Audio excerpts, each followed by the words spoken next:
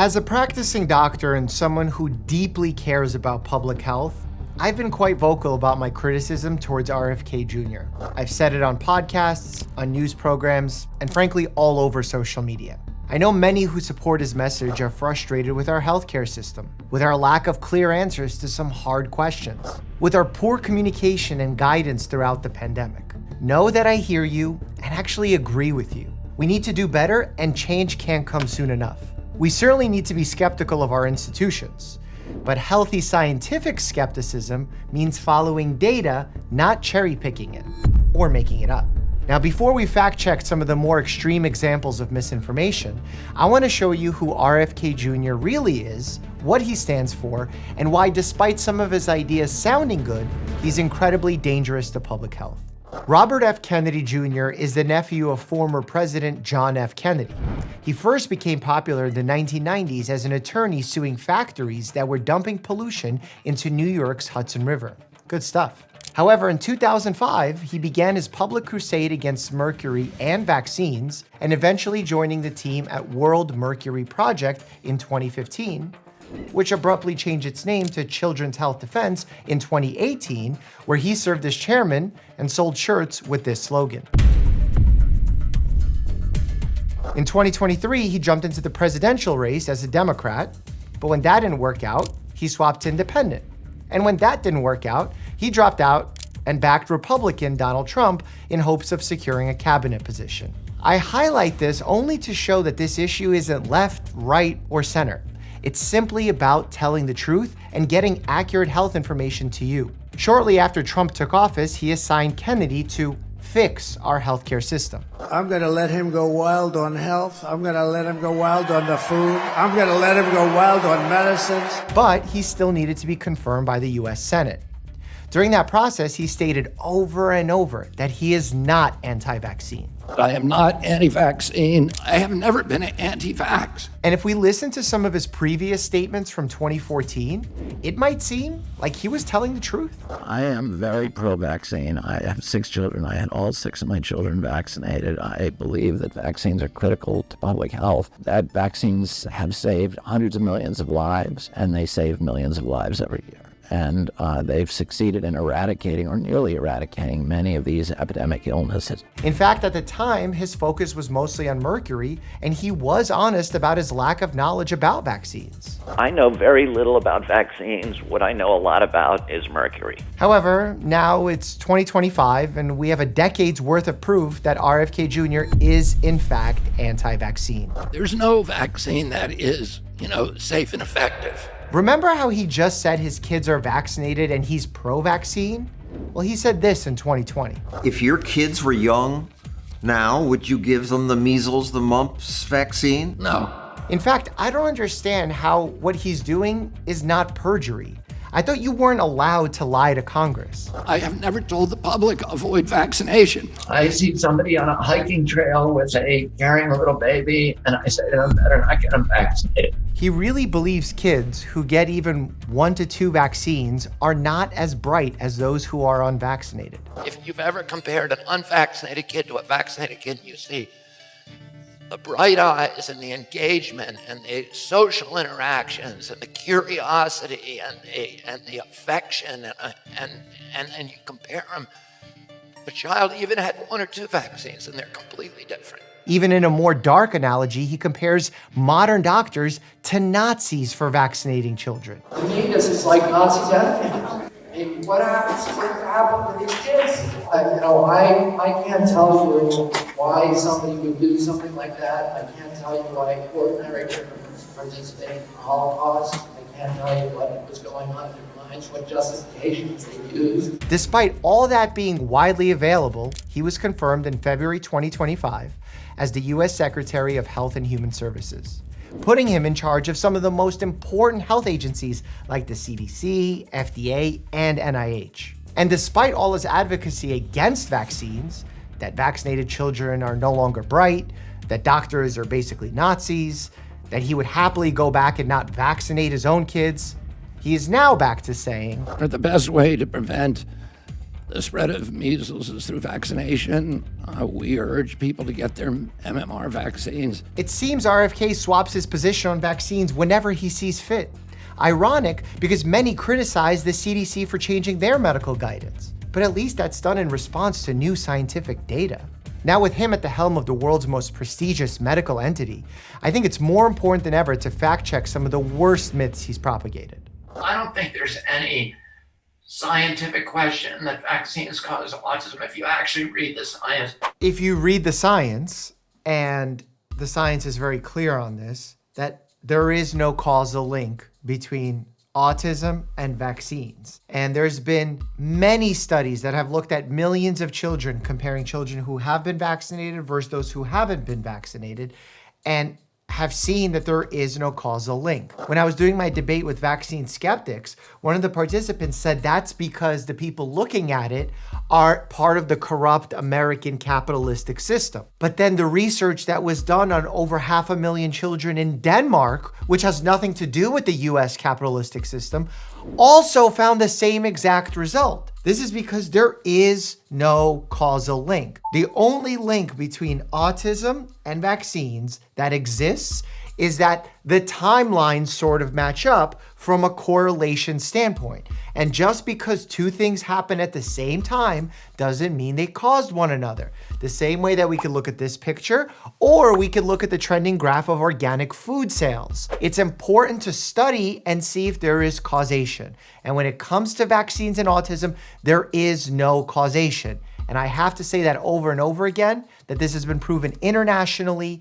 Millions of children tested to this, and this needs to be put to bed. Because the MMR vaccine contains a lot of aborted fetus debris and DNA particles. The problem with making statements like there's fetal debris in a vaccine is that it's just factually untrue. The MMR vaccine contains 3 components: measles, mumps, and rubella. The measles and mumps components have nothing to do with fetal tissue, fetal DNA, because they were made in chick embryos. But then the rubella component was derived from viruses grown in human cells. But we need to be able to get human cells from somewhere in order to have the virus replicate and be used in the vaccine. That's literally what we do. We allow the virus to replicate, we weaken it, and we put it in a vaccine so that your body gets a weakened virus exposure, not the real one, so you build up immunity and don't have to have all the negative repercussions of actually being sick. Now, for the rubella component, the cells in which the virus was grown were gathered from 2 elective and ethical abortions performed over 50 years ago. And since then, we've been reusing those cells. That's how we do science. We reuse old cells. But there is no fetal tissue. There is no fetal debris. This is just illogical coming from someone who doesn't understand how science works. It's just physically not there. And the presence of DNA particles is so tightly controlled that it's to the billionth of a gram, a picogram, because there are potential complications if there are high amounts of DNA present. It's all monitored. There is no fetal tissue. There is no fetal debris. This is an overstatement that is made by someone who is consistently fear-mongering about the vaccine. The best evidence indicates that Dr. Offit's rotavirus vaccine causes negative net public health impacts. In other words, Dr. Offit's vaccine almost certainly kills and injures more children in the United States than the rotavirus disease killed and injured prior to the vaccine's introduction. Now, I've heard RFK Jr. say that he's really good at reading scientific research. I'm comfortable reading science and dissecting it and discerning the difference between junk science and real science. I don't think he does know the difference between junk science and real science, because prior to 2006, before the vaccine was available, rotavirus, which is an intestinal virus that leads to massive diarrhea, vomiting in young children, it hospitalized 50 to 70,000 children in the United States per year. After the implementation of the rotavirus vaccine from Dr. Paul Offit, those rates have fallen by 50,000. And while yes, in a developed country like the United States, the death rate was low, 50 to 60 deaths a year, in developing nations like India, where there isn't good access to medical care for many people, the deaths we're much, much higher. So not only are we preventing hundreds of thousands of doctor and ER visits, we're preventing tens of thousands of hospitalizations in the US, and we're saving over 100,000 lives across the globe. This vaccine is what a scientific miracle looks like. The fact that he's not seeing that and seeing it as a net negative, I just don't understand what research we're looking at. Throughout his book, he makes certain references to children having side effects of this vaccine. But when he's looking at the pamphlet that comes with the vaccine, he's just looking at children having conditions. He's not comparing the children in the unvaccinated group to the vaccinated group, because through natural incidents, kids have all sorts of conditions. Kids who were vaccinated have headaches, and kids who are unvaccinated have headaches. The question is, does the rate of headaches go up? And the answer is pretty much no. Probably the most viral claim RFK Jr. has made in his years has been tying mercury, specifically thimerosal, which is a preservative ingredient used in vaccines in the 1990s. He famously wrote an article titled Deadly Immunity that was published in Salon and Rolling Stone magazine, when a study revealed that mercury in childhood vaccines may have caused autism in thousands of kids. The government rushed to conceal the data and to prevent parents from suing drug companies for their role in the epidemic. But the article is so poorly written, it had to be corrected 5 times before finally being retracted. The editor who published it literally states that it was the worst mistake of her life. The ironic part was that on July 1st, 1999, 6 years before the article was written, the FDA already sent a letter to all US vaccine manufacturers requesting them to remove thimerosal as a precautionary measure. Currently, all routine vaccines recommended for children 6 years of age and younger are available in formulations that do not contain thimerosal. And to reiterate, this was a precautionary move, as no research has found any increased health risk from presence of the ingredient in vaccines. And let's run the hypothetical and say that he did uncover some sort of link between autism and thimerosal. Then we should have seen autism rates crumble once thimerosal was removed. But that didn't happen because thimerosal wasn't to blame. And it didn't stop him, by the way, when this article was removed. He went on to write a book about this in 2014. We are 4.2% of the world's population. We buy 70% of the pharmaceutical drugs on Earth. We are about 4% of the global population here in the United States, but we do not buy 70% of the world's drugs. We buy around 6 to 8%. 6 to 8. That's a big difference. And some might say, well, he's talking about money spent on medications. Well, yeah, because we're usually the ones launching them first, so we have first access. But even then, we spend about 40 to 50%, not 70. When I was a kid, I always say this, a typical pediatrician would see 1 case of diabetes in his lifetime.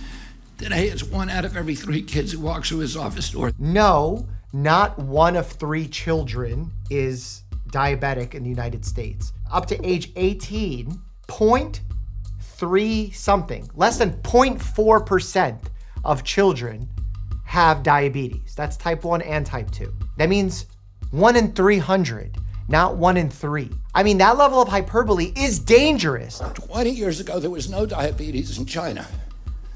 Today, 50% of the population is diabetic. 50% of China is not diabetic. The rate is somewhere around 12 to 13%, which is still incredibly high. I mean, if someone was going out and butchering statistics like this over and over again as a resident to me, I would file a report that they need to study more, that they need to do some sort of remediation. But this is the person who's at the head, the top of these agencies, doing it over and over and over again. And people are allowed to make mistakes. I'm not about catching someone in a gotcha. But he makes these mistakes over and over and over again and doesn't issue a correction. That's a problem. Something that I noted even in my debate on Jubilee was that RFK Jr. does not believe HIV causes AIDS. In fact, in a New York Magazine interview published in June 2023, he told the reporter, nobody knows whether HIV is the sole cause of AIDS. There are much better candidates than HIV for what causes AIDS. Now, if you're trying to be charitable, you might say, well, maybe he thinks a different virus causes AIDS. But let's see. There's a lot of people that said it's not a virus. The virus is a passenger virus. And these people are dying mainly because of poppers. 100% of the people who died in the first 1,000 who had AIDS were people who were addicted to poppers. The party drug poppers is what our Secretary of Health and Human Services believes is causing AIDS. I struggle to coherently explain why that's wrong because it's such a ridiculous claim to make when we've dropped the death rate and increased the longevity of someone who has HIV because of antiviral medication. To then say that it's because of illicit drug use, just the logic is flawed on so many levels that there's clearly an HIV denialism happening here that is devoid of any scientific factual logic.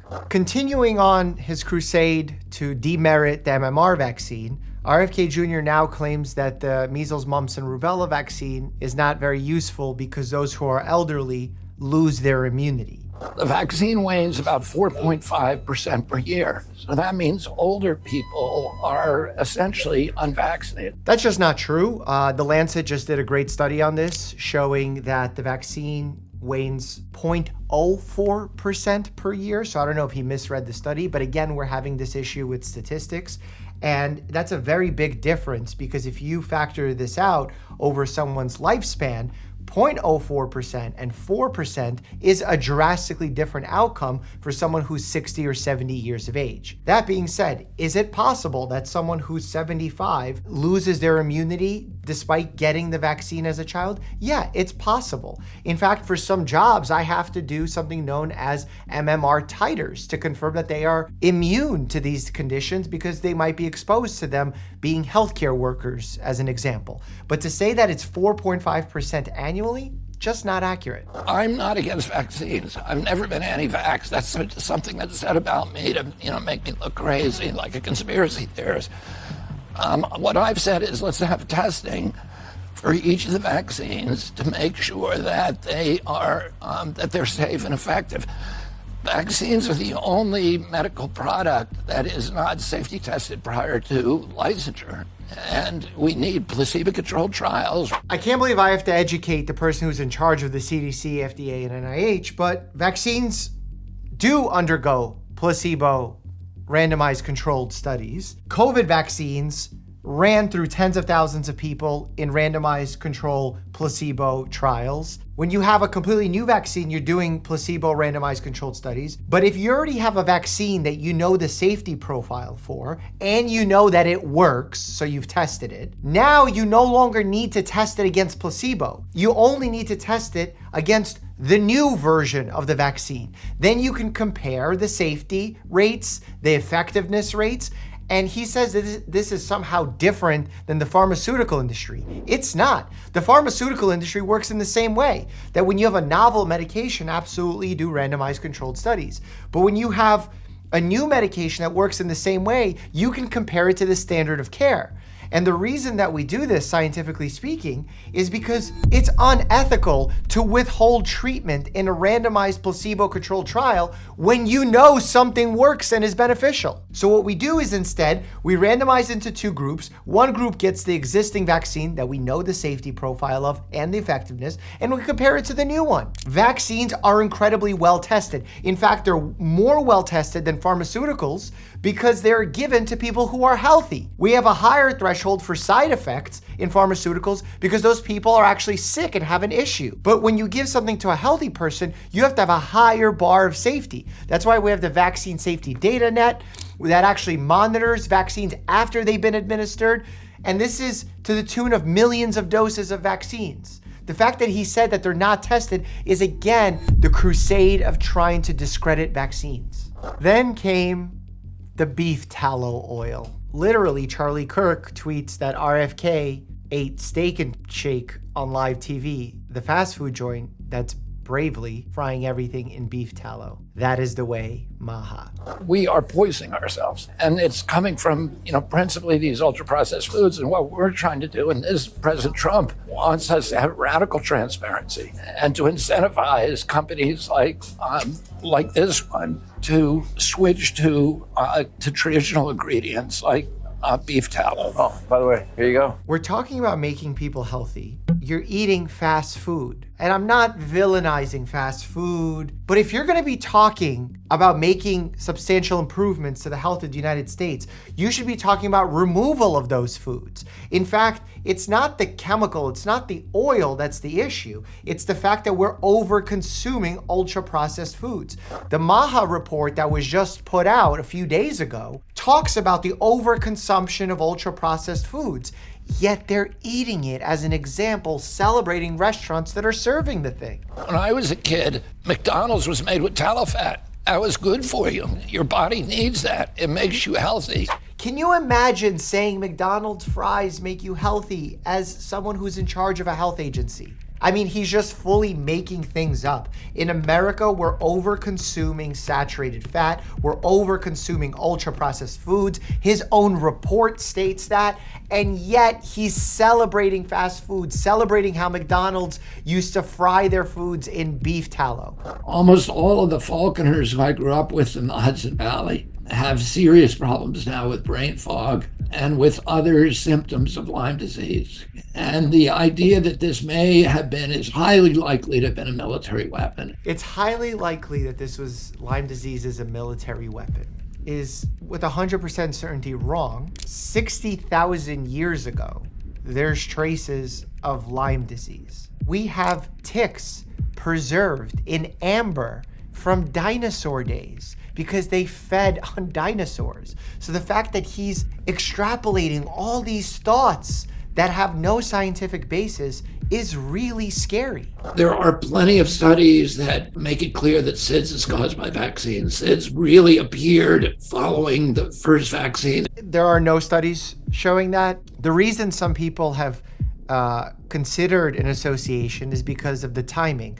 A lot of the first vaccines are given at 2 to 4 months of age, and SIDS peaks at 2 to 4 months of age. So people thought that there could be an association. And when research has studied it, we have seen that there is no relationship. In fact, if you truly look at the data, you actually have seen in the research that if your child is up to date with vaccines, you have a lower risk of SIDS in some instances. And notice how I'm hedging it. It would be really easy based on the strength of that association for me to say vaccines decrease risk of SIDS, but I don't because I'm honest to the data in saying that there is some preliminary evidence showing that keeping up to date with vaccines can lower the chance of your child having sudden infant death syndrome. But RFK sees two things happen at the same time. He doesn't even care what the evidence shows. He just says that they must be causing one another. Many people who are frustrated with our healthcare system for being too reactive and not preventive forget that some vaccines are preventive for not just regular illness, but also cancer. More specifically, the HPV vaccine, also known as the human papillomavirus vaccine, because that virus actually ends up causing cervical cancer. So by getting kids vaccinated, we actually have seen a tremendous drop in cervical cancer rates. That didn't stop RFK Jr. from tweeting and currently leaving this tweet up. Gardasil HPV vaccine appears to be increasing the risk of cervical cancer in vaccinated age groups. I'm gonna ignore all the COVID stuff because we're not talking about that. Let me give you some data. Sweden, from 2006 to 2017, it's almost 2 million girls and women. 63% lower risk overall, 88% lower risk when you start the first dose below age 17.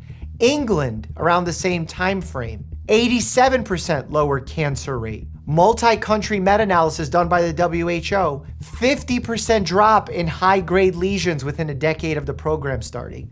In the United States, done with the CDC, with the National Pre-Cancer Surveillance Center, 80% drop in cervical precancers among 20 to 24-year-olds. It's just so obvious to see that the data is clear. When you vaccinate against HPV, specifically the high-risk subtypes that can lead to cervical cancer, you see a drop in cervical cancer.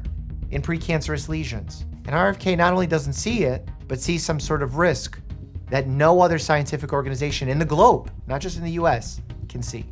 How are we gonna get to the bottom of making people healthy if we don't do the research? We're firing scientists, we're slashing budgets by hundreds of millions of dollars. Who's gonna be doing the research? I just don't see a plan here. There's a lot of political speak, PR stunts, promises that will remove certain dyes from kids' foods as if that's the problem. No, the issue is the ultra-processed foods. The issue is that obesity is going up. Those are the real problems because that impacts all parts of our lives. Entrusting all of that to someone who makes statements like this We should not be giving black people the same vaccine schedule that's given to whites. is scary to me. Our health agencies cannot be led by someone who repeatedly denies the very science they're charged to uphold. Secretary Kennedy's long record of spreading vaccine falsehoods and undermining proven public health measures makes him a clear threat to millions of Americans who rely on accurate guidance. Certainly, he should have never been confirmed to head the office of HHS. But choosing to leave him in charge is like handing the keys to a driver who continues to insist that stop signs and red lights are optional. For the sake of our children, frontline health workers, scientists, and every family that deserves accurate healthcare guidance, we must demand his immediate resignation. Normally at this time, I would recommend you to click here and watch another one of my videos, but not today. Instead, I'm asking my American viewers to click the link at the top of my description to find out who your representatives in Congress are. From there, you can contact them via phone or email and join me in calling for Secretary Kennedy to resign from office. If you're not sure what to say, I've even included a few sentences you can copy and paste into an email or say over the phone. I can't do this alone. I need your help. And as always, stay happy and healthy.